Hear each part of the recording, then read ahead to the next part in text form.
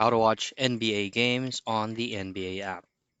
Now, in this quick video, I'll show you a specific way or method for you to be able to watch games while using the NBA application via Google Play Store or any application store that you use.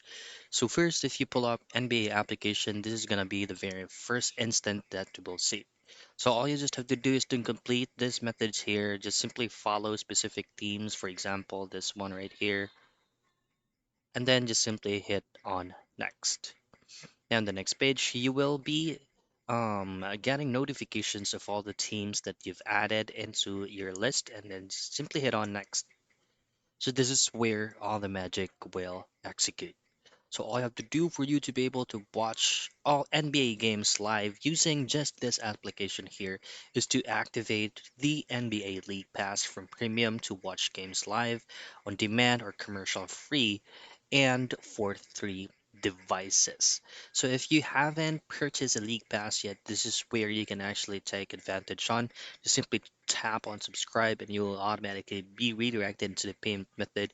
If you also have a specific unique code, so you can just simply choose on redeem code, and you will be rerouted to input your specific code. And that's it. That is how you watch NBA games on the NBA app.